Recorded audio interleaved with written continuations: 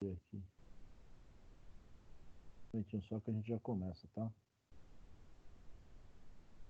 Beleza.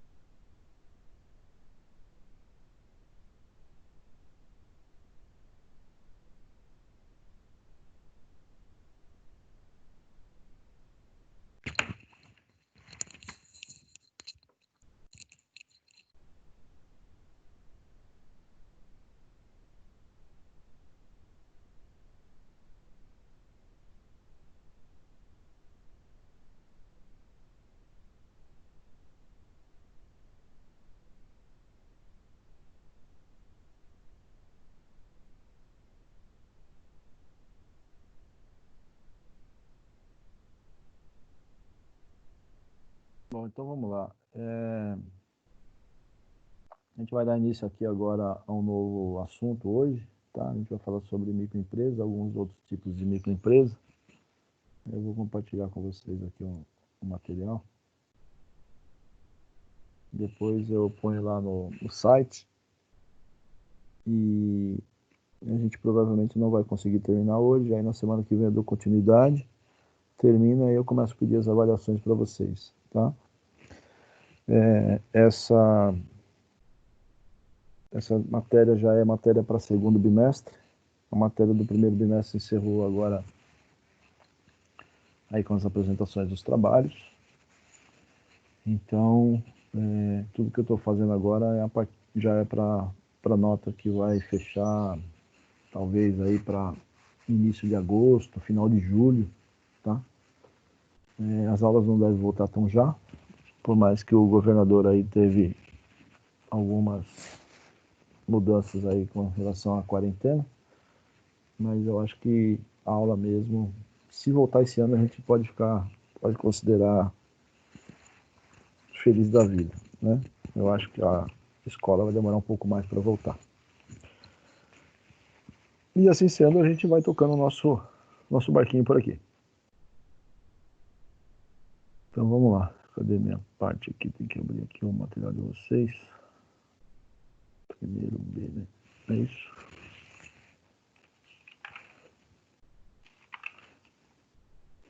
Primeiro B.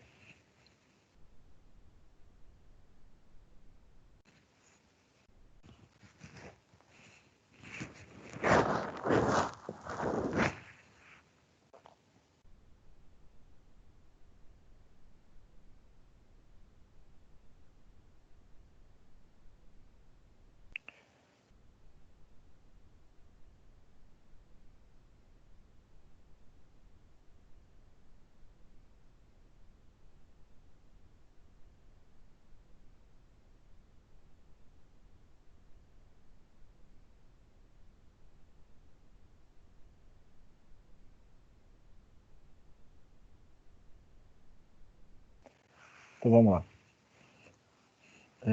Para dar início aos nossos trabalhos, então, eu vou falar sobre alguns outros tipos de microempresa, tá? Nós vimos aí nessas aulas online aí, desde o início de maio, nós falamos sobre microempresa sim, mas uma modalidade específica que foi o MEI, né?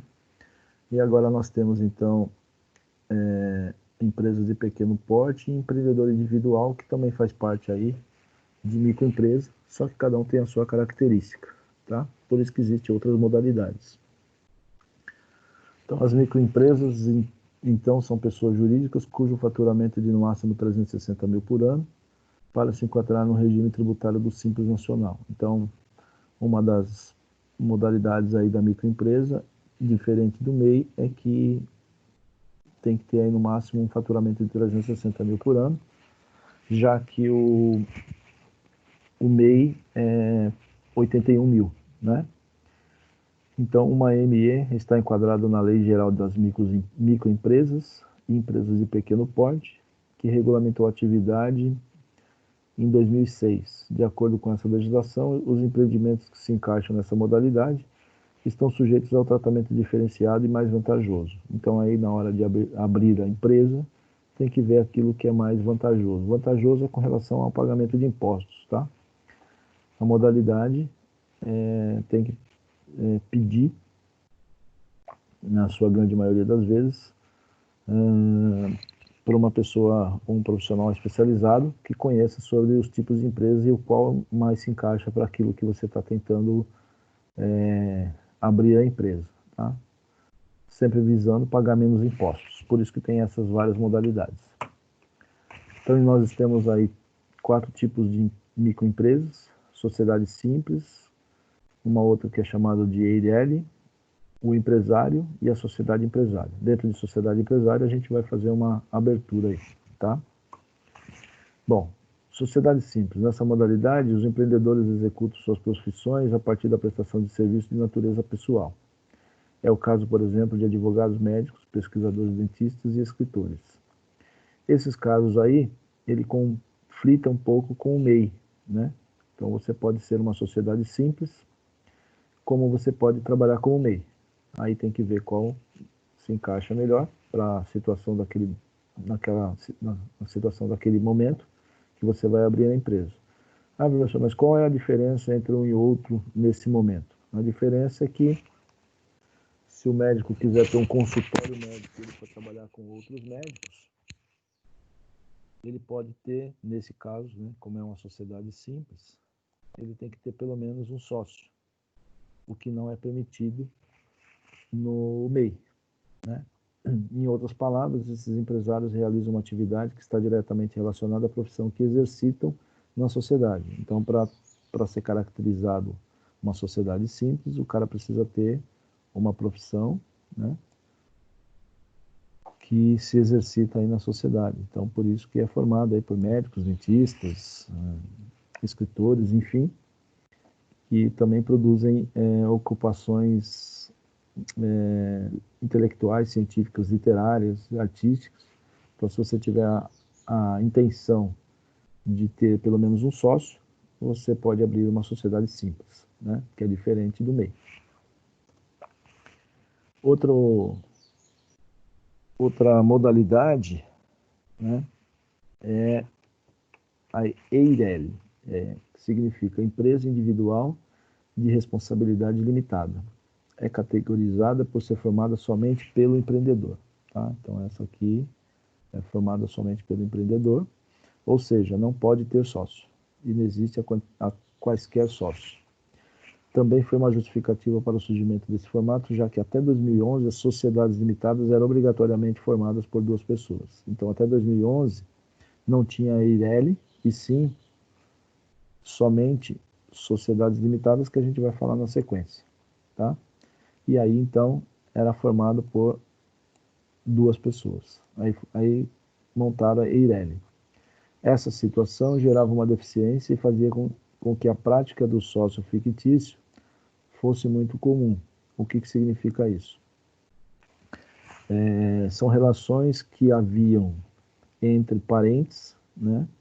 Na constituição da sociedade, como era necessário 2 pessoas, obrigatoriamente é formada por 2 pessoas, na antiga até 2011, que não tinha a EIRELI, então abria-se uma empresa, sociedade limitada, por exemplo, marido e mulher.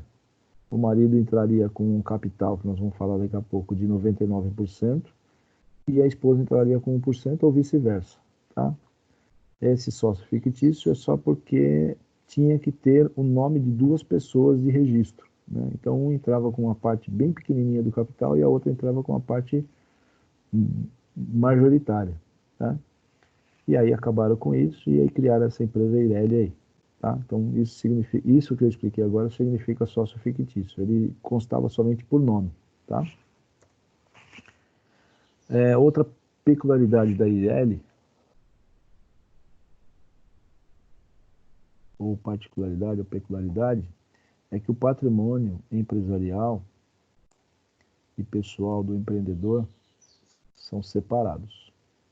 Na prática, isso significa que a chance dos bens privados, o que é os bens privados? Os bens da pessoa física, tá? Ser utilizados para pagamento de uma dívida da empresa é muito menor, tá? Então, quem abre uma empresa EIRELI tem uma garantia de que, em caso de problema com a empresa, os seus bens pessoais não serão, como é que eu posso dizer? Os seus bens pessoais não serão utilizados para pagamento de dívidas da empresa. Porém, como existe essa característica aí dessa segurança, para abrir uma EIRELI hoje, você tem que ter pelo menos 100 vezes o valor do salário mínimo a título de capital. Então, o capital do empreendedor que deseja atuar como EIRELI seja pelo menos 100 vezes o valor do salário mínimo, que hoje representa R$104 mil. Tá? Então, para você abrir uma EIRELI hoje, embora ela é considerada uma microempresa, tem que ter um capital aí de 100 vezes o valor do salário mínimo. Tá? Então, não é qualquer um que tem mais de R$100 mil hoje. Né? É uma outra característica. A outra característica também, que não tem restrição para o tipo de empresa. Pode ser um comércio, pode ser uma prestação de serviço, pode ser uma indústria, todas elas podem ser enquadradas como EIRELI. Ah, professor, então, mas qual é a vantagem de eu abrir uma EIRELI, ou eu abrir uma sociedade simples, ou abrir um MEI? Aí depende da situação, de quanto você vai ganhar e o que você pretende do seu negócio. Né? Você pretende ter sócio, se a sua atividade não é enquadrada no MEI, se a sua empresa é pequena, se a sua empresa é média, se a sua empresa é grande. Então, é por isso que tem várias modalidades de abertura de empresa. Tá? Outro tipo é empresário. Empreendedores individual, constituído nessa categoria, independentemente do setor em que atua. Alguns exemplos são os profissionais autônomos, como mecânico, representante comercial, pintor, encanador, etc. O empresário é o modelo mais simples. Tá? O modelo mais simples. Ah, professor, mas aqui também não é a mesma coisa que o MEI? Não, não é a mesma coisa que o MEI. Então, esse aqui é o modelo mais simples. Porém, vale ressaltar que está sujeito às mesmas responsabilidades e critérios de outras categorias. Tá? Ou seja, aqui é o modelo mais simples. Aqui você não pode contratar ninguém. O MEI já pode contratar uma pessoa. Né? Então, parece que é igual, mas é diferente. Tá? É parecido, mas é diferente. Então, aqui é para quem trabalha exatamente como se fosse um profissional autônomo. Ele é empresário, né? Ele não tem registro, é um pouco... é diferente do MEI. Tá? Ah, professor, mas qual que é melhor, então? Aí, o melhor depende da situação, daquela situação de empresa naquele momento. Eu posso ir mudando depois? Pode ir mudando, claro. De acordo com o crescimento da empresa, você pode estar mudando a modalidade de constituição da empresa. Bom, o outro é a sociedade empresária. A sociedade empresária, a ideia é que é um conjunto de pessoas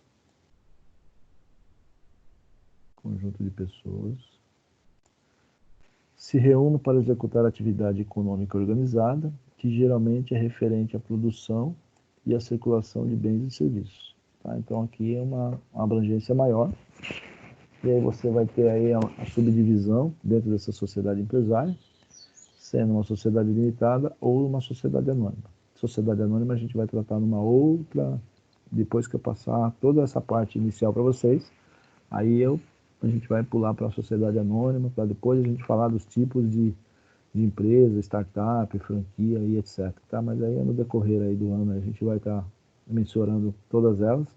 Então agora a gente vai explorar um pouquinho sobre sociedade limitada. A sociedade limitada, a primeira costuma se referir a empreendimentos de pequeno e médio porte. Então, geralmente, quem é uma sociedade limitada? Empresas de pequeno e médio porte. Exige mais de um sócio. Então, aqui eu não posso ter 2 sócios. Eu preciso ter 3 e assim por diante. Tá? Aliás, mais de um, posso ter 2 e assim por diante. Outra coisa que é obrigatório contar com um contrato social. O que é um contrato social? O contrato social são as normas jurídicas que você e o sócio ou os sócios estão se comprometendo com a empresa, tá? Esse contrato social tem que ser registrado para ter validade jurídica da organização. Então, o que é validade jurídica? Para que ele tenha valor, né? Ele tenha valor, caso você tenha que cobrar alguma coisa do sócio, você tem um documento que comprove essa operação. As SAs, que são consideradas sociedades anônimas, é um negócio de grande porte que a gente vai tratar posteriormente, tá bom? E ela não é uma microempresa. Bom, a sociedade limitada é aquela formada por duas ou mais pessoas que se responsabilizam solidariamente de forma limitada ao valor de suas cotas pela integralização do capital, tá? Então, o valor de suas cotas pela integralização do capital social, tá? Então, quando você vai investir na empresa e vai abrir uma sociedade limitada, você pode ter o seu capital social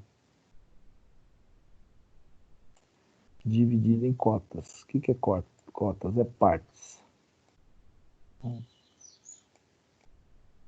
Cotas que ele está se referindo aqui nada mais é que partes. Essas partes podem ser iguais ou desiguais, tá? Então é mais ou menos assim, ó. Temos lá um exemplo assim, vamos criar um exemplo aqui. Um exemplo com sócios. Vamos abrir uma sociedade limitada.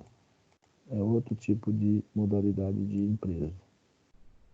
Aí nós temos aqui o sócio A, o sócio B e o sócio C. Então, para não ficar igual, para mostrar para vocês que pode ser em partes, que é tratado como cotas, iguais, o sócio A vai colocar 40% da empresa, do seu capital. O sócio B vai colocar 35% do capital. E o sócio C vai colocar 25% do capital, tá? Então, isso que significa abrir uma empresa de sociedade limitada. E aí nós temos aqui no mínimo aqui nós temos 3 sócios, mas poderia ser mais, como poderia ser menos. E o capital, que representa 100%, foi dividido em cotas, que significa partes desiguais. Cada um tem um percentual diferente, tá? O que é o capital? O dinheiro que está sendo colocado na empresa. Por isso que chama capital social, tá? Essas cotas, cabendo uma ou diversas a cada sócio. Pode ser dada a partir de contribuição em dinheiro, pode ser bens ou pode ser direitos, mas nunca pode ser em prestação de serviço, tá? Então, no decorrer da vida aí, caso vocês forem montar uma empresa, quando vocês estiverem um pouquinho com condições já para abrir uma empresa, dentro daquilo que nós já estudamos,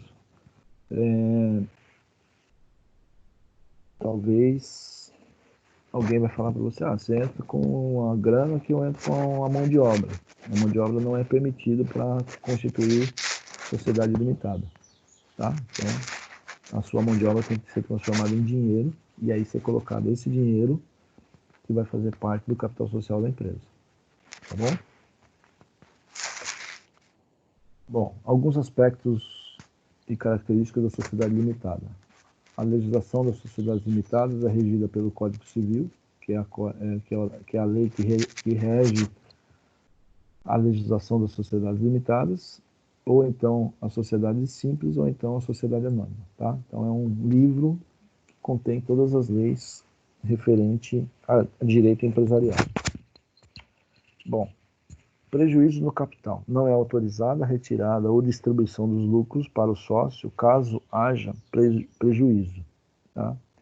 Então a pessoa, mas como que vai retirar lucro se a empresa deu prejuízo, né? Eu concordo com vocês, mas o problema é que tem sócio ou dono de empresa, administrador, que não tem essa visão, né? Você só pode tirar valores da empresa se a empresa oferecer lucro e não se ela oferecer prejuízo, tá?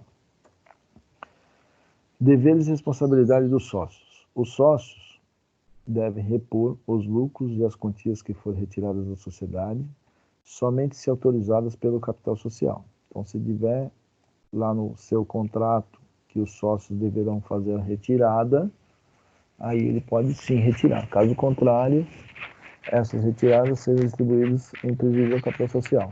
Ou seja, o sócio só deve fazer a retirada a partir do momento que a empresa obter lucro e não quando obter prejuízo, tá? Outra coisa importante, o sócio deve integralizar suas cotas subscritas. O que é cotas subscritas? Subscrição, nesse caso, é considerado uma promessa. Eu já vou explicar o que é isso. Então, aqui, é uma promessa. Eu, pessoa física, vou ter uma promessa de colocar o dinheiro na pessoa jurídica que é a empresa.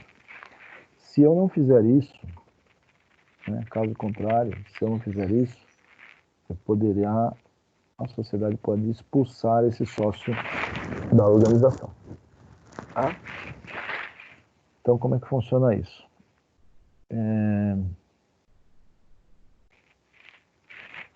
Vamos voltar aqui. Eu tenho sócio A, sócio B e sócio C, tá? Aí, o que vai acontecer? O sócio A dizer que vai colocar o dinheiro na empresa no dia 1º/6. 1º/6 é o dia da abertura da empresa. Agora, segunda-feira. O sócio B também diz que vai colocar o dinheiro na empresa dia 1º/6, que é o dia da abertura da empresa. O sócio C, o sócio B é sócio C, ele diz que vai colocar o dinheiro na empresa dia 5 de junho. Que ele precisa vender um carro e a grana só vai entrar, tal, enfim. Então, essa parte aqui da constituição da empresa, do sócio C, ela entra com uma cota subscrita, ou seja, uma promessa de que ele vai colocar esse dinheiro na empresa. Caso isso não seja possível, esse sócio poderá ser expulso da sociedade. Porém, tem uma situação, tá? Não é simplesmente, você não vai entrar mais. Não é isso, né? Até porque ele vai assinar um contrato social se responsabilizando por isso. Então, ele está concordando de forma jurídica o que pode acontecer com ele. Não é simplesmente, não vou participar mais e vou sair. Não é assim, tá? Tem todo um critério. Então, é isso. Sobre subscrição é essa parte. Bom, da data de registro, que no caso é 1/6, até 5 anos, todos os sócios respondem pela exata estimação dos bens concedidos ao capital social. Tá? Então, todo mundo, durante 5 anos, responde pelo 100% daquilo que foi constituído para a empresa.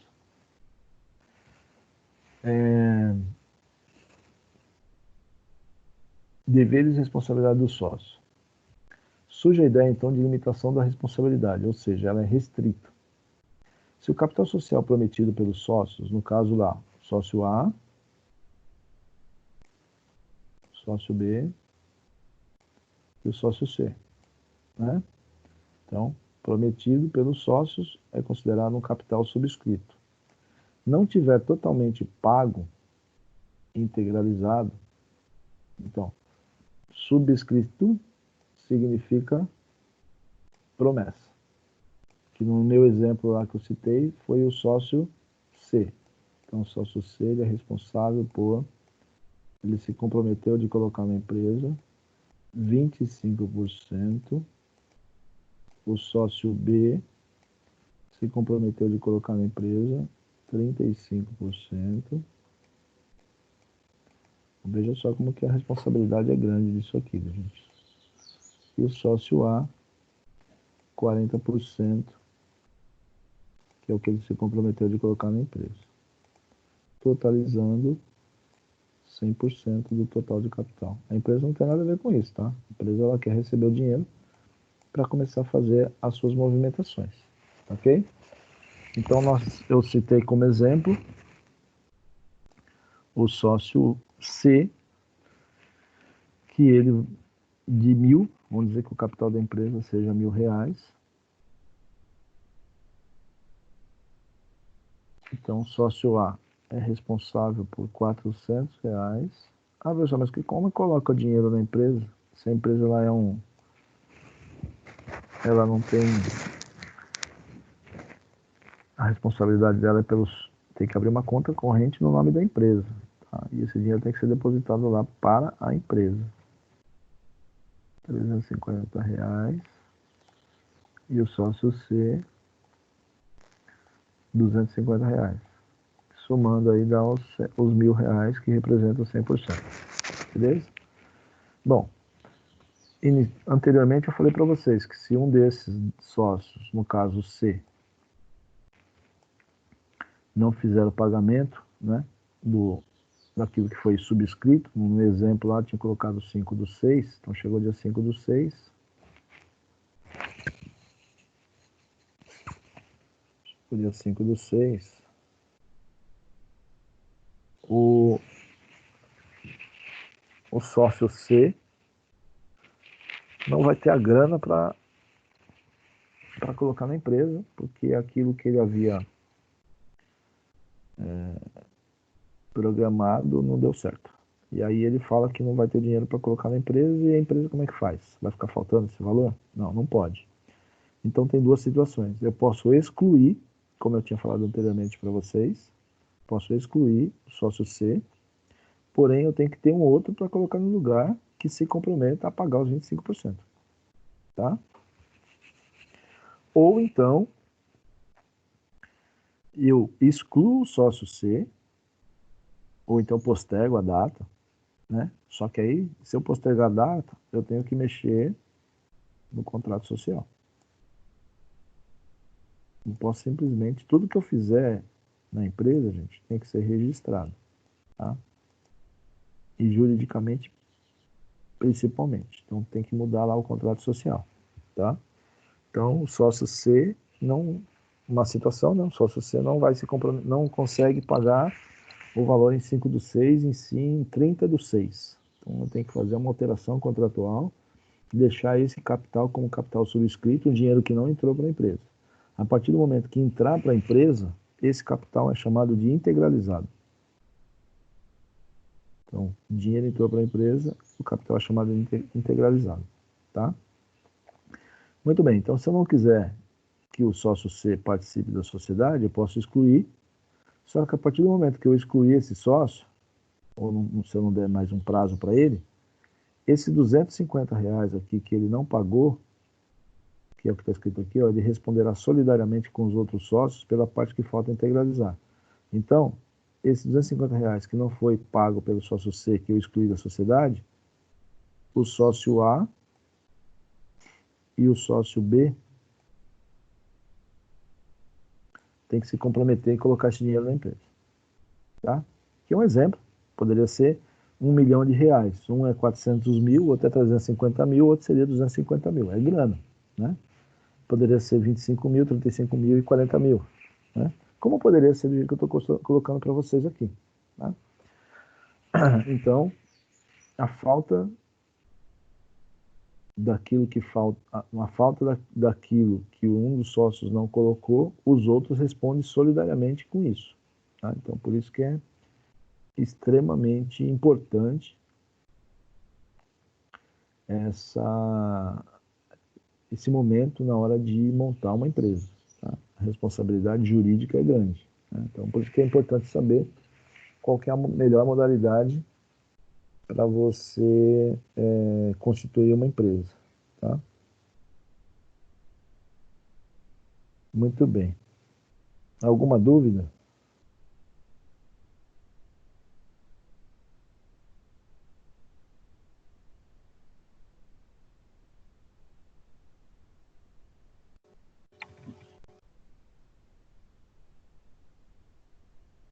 professor, Oi.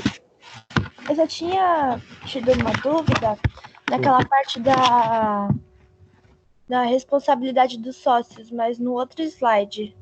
Esse, não.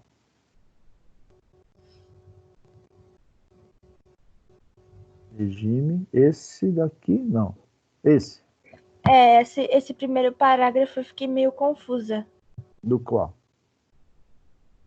O parágrafo: os sócios devem repor os lucros e quantias que foram retirados da sociedade. Somente se autorizados pelo capital social, na hipótese de que essas retiradas sejam distribuídas em prejuízo do capital social, ou seja, ele só pode retirar o dinheiro da empresa se tiver lucro. Ele não pode retirar esse dinheiro da empresa sem que tenha dado prejuízo. E isso tem que estar registrado lá no seu contrato social. Tá? Então, porque tem muitas empresas pequenas, por que elas quebram? Porque o sócio depende daquilo para sobreviver.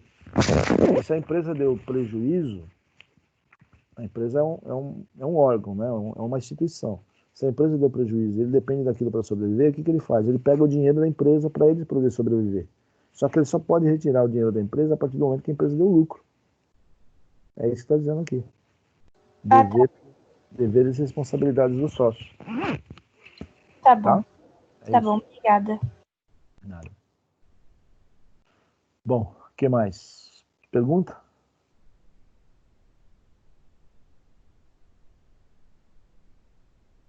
Não? Então vamos continuar. Bom, direito do sócio. Administração e fiscalização da administração. O sócio tem direito de participar direta ou indiretamente na fiscalização da sociedade. Então é assim, ó. O que significa isso? No nosso exemplo aqui, de novo, nós temos o A, nós temos o B, nós temos o C. Tá? Cada um tem um percentual de participação. Então, os sócios, eles podem ter a seguinte característica. Ele pode ter o direito de participar de forma direta, que é o administrador, ou forma indireta, somente na fiscalização da sociedade. Então, não necessariamente o sócio ele tem que trabalhar na empresa. Então, nós temos aí o sócio A, o sócio B e o sócio C. Então, esse aqui, cada um tem um percentual de participação do capital. Tá? Então, esse aqui tem 40%, esse aqui tem 35%, e o sócio C tem 25%. Isso aqui é a participação do capital. O que significa isso? Em caso de lucro, esse leva 25%, esse leva 35% e esse leva 40%. Tá? Poderia ser partes iguais, mas eu quis mostrar para vocês que pode ser partes desiguais também. Tá? Não significa que essa parte, o A, o B ou o C, porque o C tem 25%, ele não possa mandar mais na empresa. Ele pode mandar mais na empresa. Como pode ser de 35%, como pode ser de 40%. Mas isso aqui independe de quem manda mais na empresa. Tá? Cada um pode mandar igual, como pode mandar 25%, 35% e 40%, como pode mandar o C ser o administrador de forma direta. Ele é designado como administrador da empresa, por mais que ele tenha somente 25% do capital. Poderia ser até menos. Tá? Eu fiz mais ou menos, fiz desigual, mas não fiz assim. Ele poderia ter 1% da participação do capital e ser o responsável pela empresa. Então, é isso que está dizendo aqui nesse slide. Ele pode participar de forma direta, ser o administrador. O que é o administrador? É o profissional responsável pelos negócios da empresa. Não tem nada a ver com a participação do capital. Tá? Isso aí é a forma de constituição da empresa, não tem nada a ver com a responsabilidade de trabalho de cada um. A responsabilidade de trabalho de cada um é definido entre os sócios. Quem é que vai comandar a empresa? Quem é que vai tocar o negócio? Quem é que vai verificar os funcionários, ver se as pessoas estão trabalhando? Quem vai ter negociação com o fornecedor, com o banco? Então isso é definido entre eles, mas não tem nada a ver com os percentuais de participação do capital da empresa. tá? Então, a primeira parte é participar de forma direta. Então, precisa designar entre os sócios, que pode ser 3 ou mais, ou 2, quem é que vai tocar o negócio. Ou, então, ser de uma forma indireta, e ficar somente na fiscalização da sociedade. Quando a empresa é pequena, geralmente os sócios trabalham na sociedade, tá? Quando a empresa se torna um pouco maior, ou que se tenha várias empresas, aí a participação da empresa se torna, às vezes, inviável, né? Então, tem alguns casos que o dono nem passa lá, o dono só coloca na mão de um administrador, que é o que está falando aqui, ó. Na administração, o administrador sócio ou não, será designado pelo próprio contrato social. Então, lá no contrato social, ou instrumento separado, ou um documento separado, tem que estar definido quem será o administrador da empresa. Se vai ser um dos sócios ou vai ser uma pessoa contratada. Se for uma pessoa contratada, ela terá as mesmas exigências previstas em lei sobre quem é administrador. Tá? Mesmo que ela não faça parte do investimento da empresa, que é o capital, ela tem que responder por todos os deveres previstos na lei. Tá? Isso acontece muito em alguns tipos de empresas, tais como redes de fast food, tipo McDonald's, Habib's, tem várias lojas.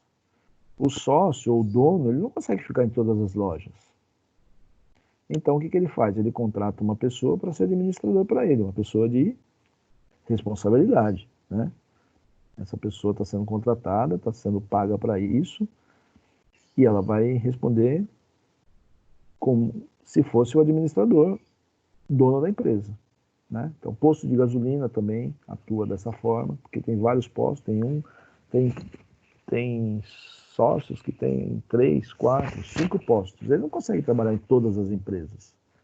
Então ele escolhe um e fica. E os outros, como é que faz? Ele anda sozinho? Anda. Sozinho com quem? Tem que ter um administrador, né? Então é designado uma pessoa responsável para fazer essa parte, tá? E também tem o caso de que nenhum deles participa de nenhuma empresa. Ele só vai lá e coloca na mão de terceiros, na mão de administradores, e ele só passa lá para recolher o dinheiro e fala, ô gente, tudo bem aí, ó? Oh, legal. Às vezes até o pessoal fala, nossa, o dono tá aí hoje. Mas o cara não tá nem aí, o cara tá viajando, tá no exterior, tá curtindo a vida. E ele deixa o negócio na mão de terceiro. Então, empresas de fast food, postos de gasolina, padaria, nem sempre é o dono que está lá trabalhando. Tá? Ele não é obrigado a trabalhar, ele é obrigado a designar alguém para tocar o negócio para ele. Aí fica da confiança dele se é melhor colocar alguém ou ele mesmo tocar o negócio, né? Então, aí fica a critério do dono da empresa a fazer isso. Tá? Então, conheço várias pequenas empresas que é mais ou menos assim. O dono, ele está lá na casa dele, sossegadão, ou então está viajando, e o negócio está andando, a empresa está andando. Tem pessoas contratadas, tem fornecedor, banco, tem todo o desenvolvimento comercial, e ele só passa lá de vez em quando e olha lá, tá? Então isso também é permitido na legislação. Claro que a empresa é dele, né? Ele que responde qualquer besteira que esse administrador fizer, vai ser responsabilizado o administrador que ele contratou e ele também, porque está colocando uma pessoa lá para fazer a função dele, tá?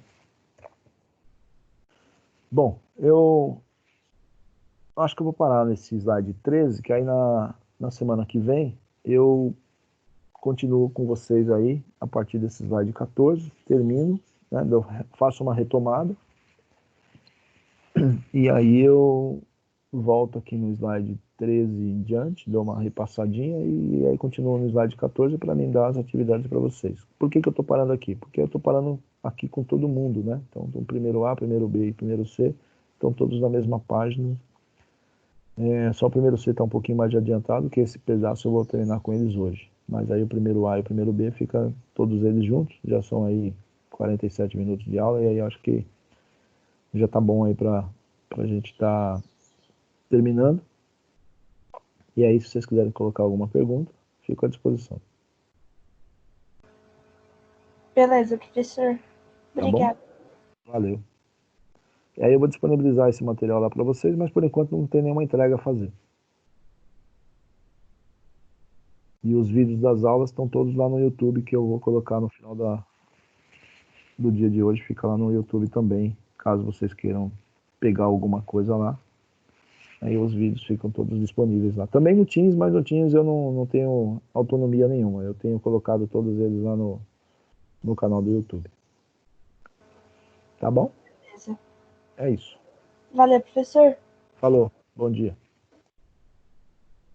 Bom dia.